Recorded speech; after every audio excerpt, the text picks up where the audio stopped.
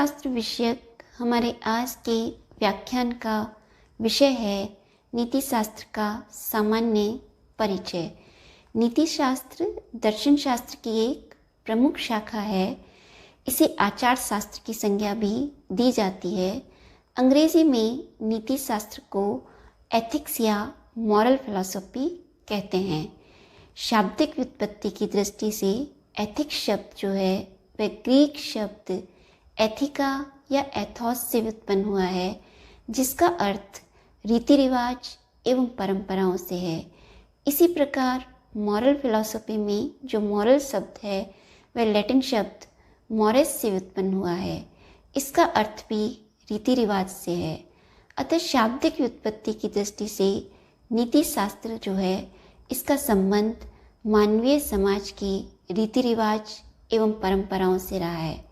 किंतु आधुनिक युग में नीति शास्त्र जो है केवल रीति रिवाज एवं परंपराओं से संबंधित न रहकर इसका जो क्षेत्र है ये इसने उन्नत एवं परिष्कृत विज्ञान का रूप धारण कर लिया है।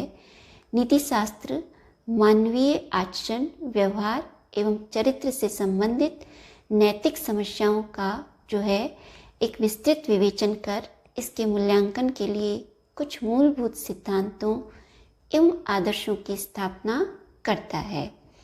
यदि ऐतिहासिक परिप्रेक्ष्य की दृष्टिकोण से नीति शास्त्र के ऐतिहासिक विवेचन किया जाए तो यह स्पष्ट होता है कि नीति शास्त्र का इतिहास उतना ही प्राचीन है जितना कि मानव समाज। जैसे ही मानवीय समाज का उदय हुआ, मनुष्यों के पारस्परिक सहयोग, सद्भाव एवं सामंजस्य के लिए कुछ ऐसे मूलभूत नियमों, सिद्धांतों एवं आदर्शों की आवश्यकता अनुभव हुई जो मानवीय आचरण, व्यवहार एवं चरित्र का नियमन एवं मूल्यांकन कर उसे नैतिकता के क्षेत्र में मार्गदर्शन प्रदान करें, जिससे एक आदर्श समाज की स्थापना की जा सके। मानवीय जीवन में जो मनुष्य की इच्छाएं हैं, भावनाएं हैं, वासनाएं हैं, अन्य मनुष्य की जो मानसिक वृत्तियां हैं और प्रवृत्तियां हैं, उनमें कई बार संघर्ष और टकराहट होती है। जो मानवीय ये जो वृत्तियां और प्रवृत्तियां हैं, इनमें होने वाले संघर्ष और टकराहट का जो है किस प्रकार निराकरण किया जाए, किस प्रकार मनुष्य को एक सुव्यवस्थित और आदर्श नैतिकमय जीवन जीने के लिए प्रेरित किया जाए, जिससे एक आदर्श समाज की स्थापना की जा सके, जिसमें प्रत्येक मनुष्य जो है एक कल्याणकारी जीवन का व्यापन कर सके। इसी दृष्टि से नीति शास्त्र का इतिहास उतना ही प्राचीन है जितना कि मानव समाज। प्रारंभ में ये जो नैतिक नियम, सिद्धांत थे, ये धीरे धीरे मानवीय समाज का अंग बनने लगे और इन्होंने ही परंपराओं और रीति रिवाजों का रूप धारण कर लिया। यही कारण है कि जब हमने शाब्दिक व्युत्पत्ति की दृष्टि से नीति शास्त्र के शब्द का शाब्दिक व्युत्पत्ति की दृष्टि से विश्लेषण किया तो इसका जो अर्थ जो है वह रीति रिवाज और परंपराओं से लिया गया। किंतु जैसा कि हमने स्पष्ट किया कि आधुनिक युग के साथ साथ नीति शास्त्र का स्वरूप और क्षेत्र अत्यंत विस्तृत होने लगा और इसने एक जो है परिष्कृत और उन्नत विज्ञान का रूप धारण कर लिया। नीति शास्त्र विषय कुछ महत्वपूर्ण प्रश्न हैं जो हमारे समक्ष नीति शास्त्र के स्वरूप को स्पष्ट करते हैं। जैसे कि जब हम ये कहते हैं कि किसी मनुष्य का चरित्र जो है बहुत अच्छा है या बुरा है, तो प्रश्न ये है कि वे कौन से मापदंड हैं जिनके आधार पर हम मनुष्य के चरित्र को अच्छा या बुरा या शुभ या अशुभ कहते हैं। इसी प्रकार जब हम ये कहते हैं कि अमुक कर्म उचित या अनुचित है, प्रश्न ये है कि वह कौन सा आधार है जिसके आधार पर मनुष्य के कर्म को उचित या अनुचित कहा जा सकता है। किसी विशेष परिस्थिति में कौन सा कर्म मनुष्य के लिए कर्तव्य है, इसका निर्धारण किस प्रकार किया जाए। यहाँ जो शुभ, अशुभ, उचित, अनुचित कर्तव्य आदि शब्द जो आए हैं, इन शब्दों का वास्तविक अर्थ क्या है। और जब हम इन शब्दों का वाक्यों में प्रयोग करते हैं, जैसा कि हमने स्पष्ट किया कि राम जैसे है, राम कोई व्यक्ति है, तो हम कहते हैं कि राम का चरित्र जो है बहुत श्रेष्ठ है या शुभ है या अच्छा है। तो इस कथन को, जो इसमें शुभ, अच्छा, ये आदि जो नैतिक शब्द आए हैं, इन नैतिक शब्दों का वास्तविक अर्थ क्या है। क्या इन नैतिक निर्णयों को सत्य या असत्य प्रमाणित किया जा सकता है या नहीं। वे कौन सी विधियां हैं या वे कौन से सिद्धांत हैं या वे कौन से आदर्श हैं जिनके आधार पर मानवीय आचरण, व्यवहार, चरित्र एवं मानवीय कर्मों का मूल्यांकन किया जा सकता है। इस प्रकार नीति शास्त्र जो है वह हमारे समक्ष जो है नैतिक निर्णयों एवं नैतिक शब्दों के अर्थ, स्वरूप और प्रमाणीकरण की समस्या और इनके समाधान को प्रस्तुत करता है। इसी प्रकार नीति शास्त्र जो है हमारे समक्ष यह भी प्रश्न उपस्थित करता है कि मनुष्य जो है उसके जीवन का कोई जो है मानवीय जीवन में जो है मनुष्य कोई कर्म करने के लिए स्वतंत्र है या नहीं। क्या मनुष्य को उसके कर्म के लिए या उसके द्वारा किए गए किसी कर्तव्य के लिए नैतिक रूप से उसे उत्तरदायी ठहराया जा सकता है या नहीं। किसी मनुष्य को उसके किसी कर्म के लिए किस सीमा तक उसे नैतिक रूप से उत्तरदायी ठहराया जा सकता है। मनुष्य को क्या केवल अपने व्यक्तिगत स्वार्थ के लिए ही कोई कर्म करना चाहिए या उसे दूसरों के हित या कल्याण को भी दृष्टिगत रखना चाहिए या नहीं। अर्थात मनुष्य के जो समस्त कर्म या जो कर्तव्य हैं वे केवल स्वार्थ से प्रेरित होने चाहिए या उसमें परार्थ की भावना भी अंतर्निहित होनी चाहिए।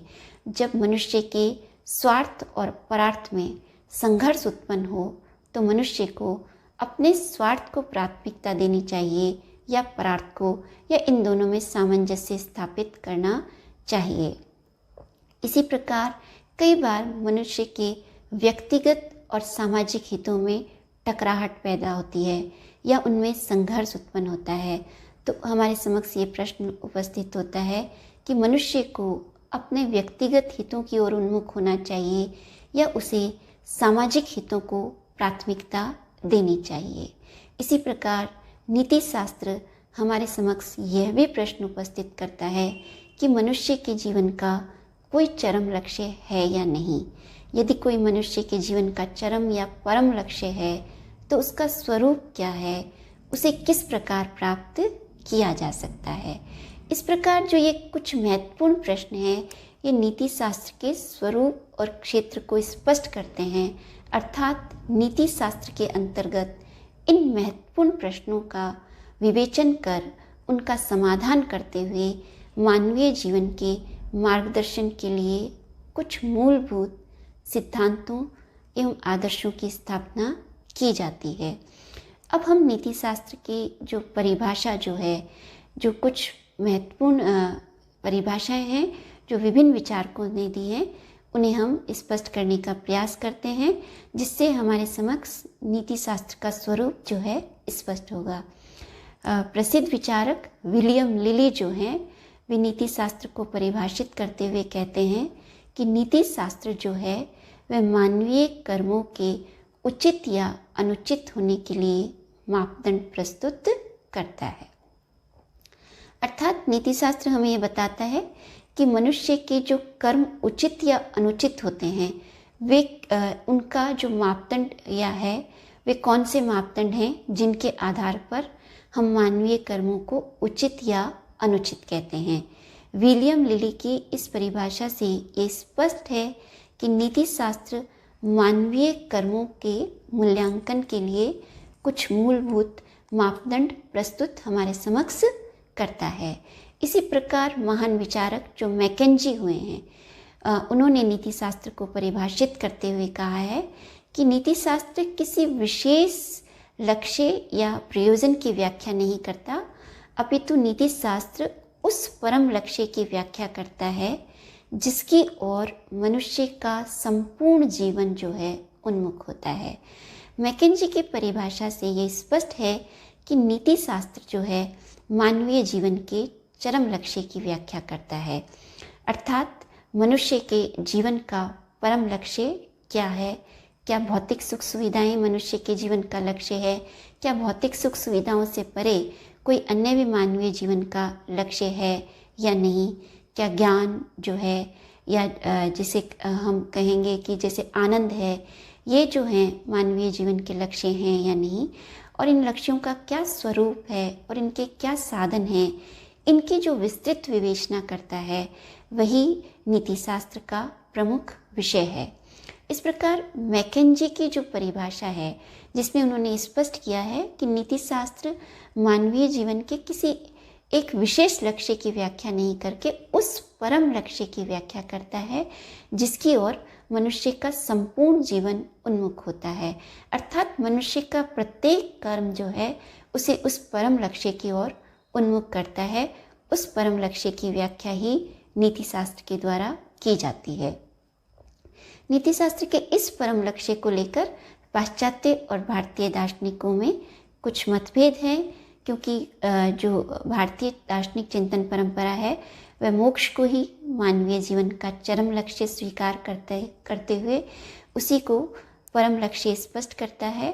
जबकि हम पाश्चात्य चिंतन परंपरा में देखेंगे कि कुछ विचारक जो हैं ज्ञान को, कुछ सुख को, कुछ आनंद को और कुछ उपयोगिता को, और जो कुछ है अंतः प्रज्ञावाद के द्वारा जो मनुष्य की इंट्यूशन की जो प्रवृत्ति है उस इंट्यूशन को जागृत करना, और कुछ जो है आत्मपूर्णता को मानवीय जीवन का चरम लक्ष्य व्याख्यायित करेंगे। जैसे कि सुकरात है, उन्होंने ज्ञान को ही मानवीय जीवन का परम लक्ष्य स्पष्ट किया है, जबकि बेंथम, मिल और सिज्विक जो हैं उपयोगितावाद के आधार पर सुख या आनंद को ही मानवीय जीवन का परम लक्ष्य सिद्ध करते हैं।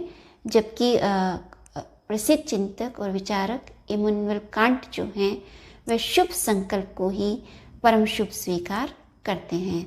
जबकि भारतीय दार्शनिकों में या विचारकों में इतना मतभेद नहीं है, क्योंकि अगर हम चारवाक दर्शन को निकाल दें तो लगभग समस्त भारतीय दार्शनिक जो हैं मोक्ष को ही मानवीय जीवन का चरम लक्ष्य स्वीकार करते हैं। तो जैसे मैकेंजी ने स्पष्ट किया कि नीति शास्त्र जो है मानवीय जीवन के परम लक्ष्य की व्याख्या करता है। ये परम लक्ष्य जो है कुछ विचारकों ने भौतिक सुख सुविधाओं को, कुछ ने सामाजिक जीवन से संबंधित परम कल्याण को स्वीकार किया है, तो कुछ चिंतक और विचारकों ने आध्यात्मिक अनुभूति को ही मानवीय जीवन का परम लक्ष्य स्वीकार किया है। जो नीति शास्त्र के मूल सिद्धांत जो डॉक्टर वेद प्रकाश वर्मा की एक प्रसिद्ध पुस्तक है, उसमें डॉक्टर वेद प्रकाश वर्मा ने नीति शास्त्र को परिभाषित करते हुए नीति शास्त्र के स्वरूप को स्पष्ट किया है। डॉक्टर वेद प्रकाश वर्मा के मतानुसार नीति शास्त्र एक मानकीय आदर्शमूलक विज्ञान है जो समाज में रहने वाले सामान्य मनुष्यों के ऐच्छिक कर्मों का निष्पक्ष एवं व्यवस्थित विवेचन कर उनके शुभ अशुभ या उचित या अनुचित होने के लिए मापदंड प्रस्तुत करता है, और इन मापदंडों के आधार पर कुछ मूलभूत सिद्धांतों या आदर्शों की स्थापना करता है। डॉक्टर वेद प्रकाश वर्मा ने जो नीति शास्त्र की ये परिभाषा दी है, ये जो परिभाषा है इसके कुछ प्रमुख बिंदु हैं जिनका स्पष्टीकरण करना आवश्यक है। डॉक्टर वेद प्रकाश वर्मा के मतानुसार, जैसा कि उन्होंने स्पष्ट किया कि नीति शास्त्र एक विज्ञान है, अधिकांश विचारक जो हैं वह ये स्वीकार करते हैं कि नीति शास्त्र एक विज्ञान है। प्रश्न है कि किसी विषय वस्तु को विज्ञान की संज्ञा कब दी जाती है या विज्ञान की प्रमुख विशेषताएं क्या हैं। किसी भी विषय वस्तु का निष्पक्ष, व्यवस्थित, क्रमबद्ध, वस्तुनिष्ठ एवं उससे संबंधित जब सत्य की खोज की जाती है तो ये विशेषताएं जो हैं विज्ञान की प्रमुख विशेषताएं होती हैं। इस प्रकार क्रमबद्धता, निष्पक्षता, वस्तुनिष्ठता, सत्य की खोज ये विज्ञान की कुछ प्रमुख विशेषताएं हैं। और यदि हम नीति शास्त्र का विश्लेषण करें तो नीति शास्त्र में विज्ञान की ये विशेषताएं जो हैं अंतर्निहित है।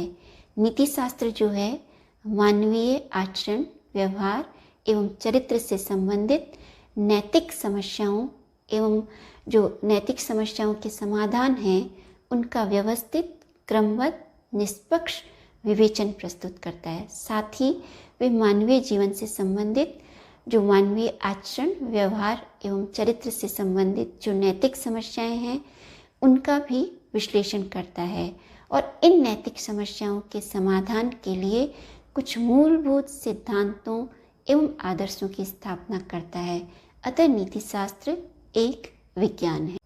यहाँ यह स्पष्ट करना आवश्यक है कि नीति शास्त्र एक विवरणात्मक या तथ्यात्मक विज्ञान नहीं होकर एक आदर्शमूलक विज्ञान है। विवरणात्मक एवं तथ्यात्मक विज्ञान वे विज्ञान होते हैं जो किसी विषय वस्तु का केवल वर्णन या उसका तथ्यात्मक विवेचन प्रस्तुत करते हैं, जैसे कि रसायन शास्त्र, भौतिक शास्त्र, गणित, वनस्पति शास्त्र आदि जो विषय हैं ये तथ्यात्मक या विवरणात्मक विज्ञान कहलाते हैं। इन्हें फैक्चुअल या डिस्क्रिप्टिव साइंस की संज्ञा दी जाती है क्योंकि ये अपने विषय से संबंधित विषयों का केवल तथ्यात्मक या वर्णनात्मक विवेचन करते हैं। किंतु नीति शास्त्र जो है केवल मानवीय आचरण, व्यवहार एवं चरित्र से संबंधित जो नैतिक समस्याएं हैं उनका केवल तथ्यात्मक विवेचन नहीं करके उनका मूल्यांकन परक विवेचन प्रस्तुत करता है। मूल्यांकन उसे कहते हैं जिसके आधार पर यह निर्णय किया जाता है कि कोई कर्म किसी आदर्श के अनुरूप है या नहीं।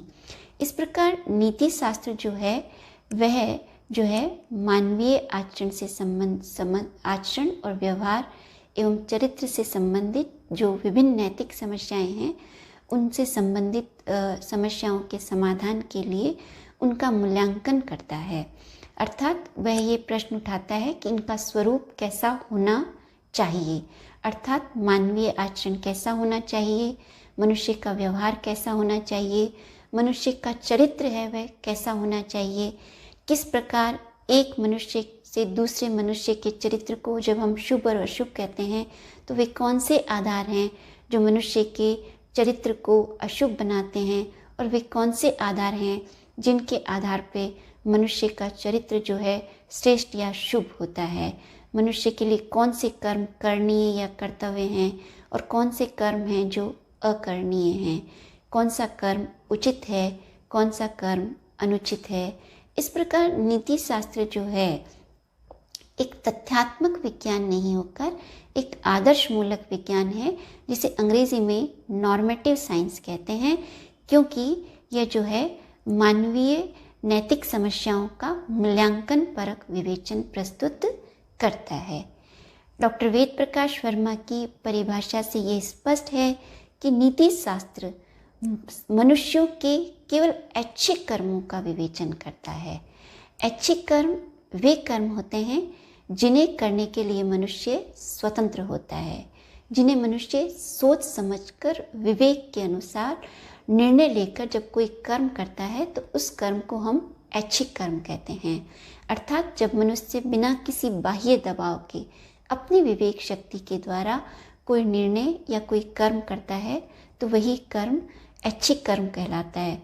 और जब मनुष्य ऐच्छिक कर्म अर्थात स्वतंत्रता पूर्वक सोच समझकर विवेक के अनुसार जब कोई कर्म करेगा तभी हम उस मनुष्य को उस कर्म के लिए नैतिक रूप से उत्तरदायी ठहरा सकते हैं। जिस कर्म को करने के लिए मनुष्य को किसी प्रकार की कोई स्वतंत्रता ही नहीं है उसके लिए हम उसे नैतिक रूप से उत्तरदायी नहीं ठहरा सकते।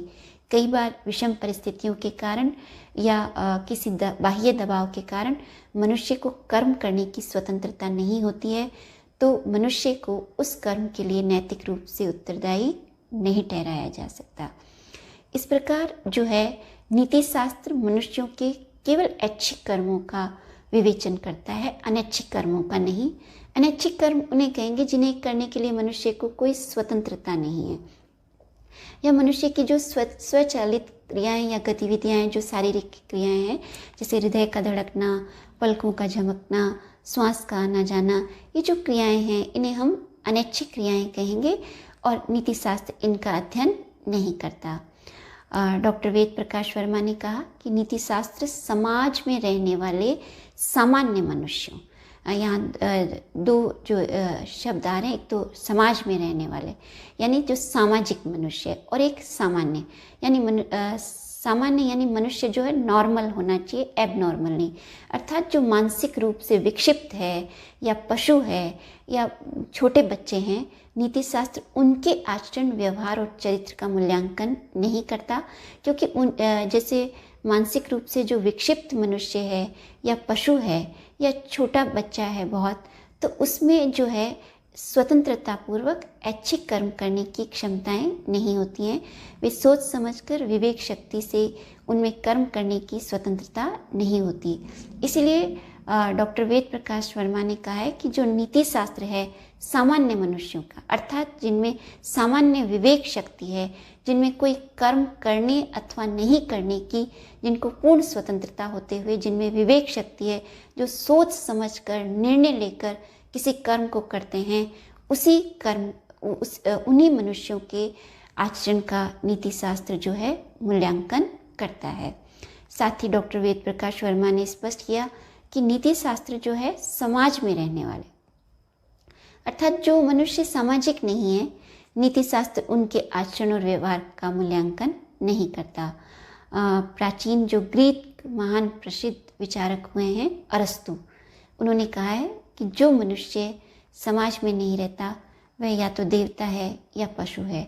सामान्य मनुष्य को अपनी आवश्यकताओं की पूर्ति के लिए किसी न किसी रूप में समाज की आवश्यकता होती है, और इस समाज में ही मनुष्य को पारस्परिक सद्भाव, सहयोग एवं सामंजस्य के लिए कुछ नैतिक नियमों, आदर्शों की आवश्यकता होती है। और जब मनुष्य सामाजिक जीवन जीता है तभी उसे नैतिक जीवन की आवश्यकता अनुभव होती है। यही कारण है कि डॉक्टर वेद प्रकाश वर्मा कहते हैं कि नीति शास्त्र समाज में रहने वाले सामान्य मनुष्यों का अध्ययन करता है। डॉक्टर वेद प्रकाश वर्मा की परिभाषा से यह भी स्पष्ट है कि नीति शास्त्र मनुष्य के आचरण, व्यवहार एवं चरित्र के मूल्यांकन के लिए कुछ मूलभूत सिद्धांतों एवं आदर्शों की स्थापना करता है। यहाँ प्रश्न यह है कि क्या नीति शास्त्र प्रत्येक मनुष्य के आचरण, व्यवहार एवं चरित्र का मूल्यांकन करता है? तो इसका जो जवाब है वह नकारात्मक ही है, क्योंकि ऐसा संभव ही नहीं है। मानवीय आचरण, व्यवहार और चरित्र के मनुष्य के जो स्वभाव है उसमें अनेक विविधताएं हैं। इसलिए नीति शास्त्र के लिए संभव नहीं है कि वह प्रत्येक मनुष्य के लिए उसके आचरण, व्यवहार एवं चरित्र के मूल्यांकन के लिए नैतिक सिद्धांतों या आदर्शों की स्थापना करे।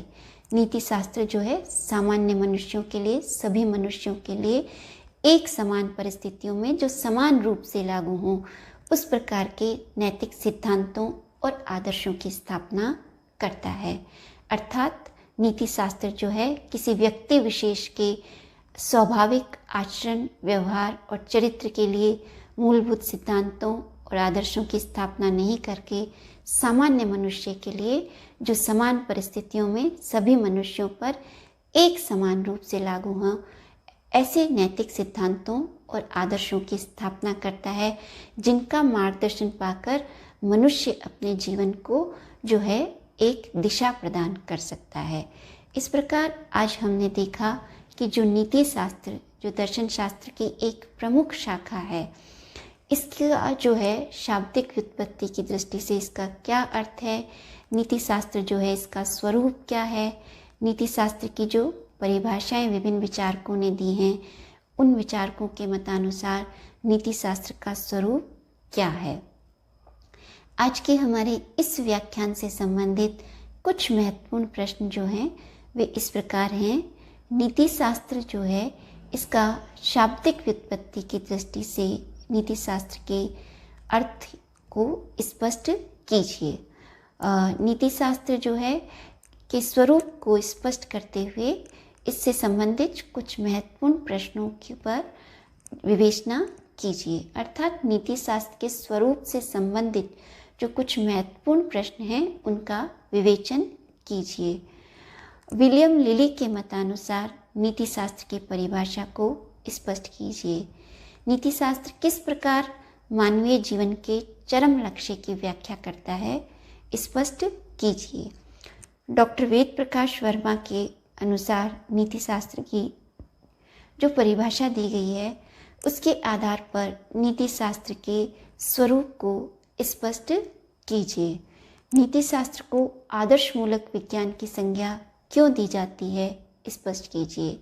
ऐच्छिक कर्म कौन से हैं, उन्हें स्पष्ट कीजिए।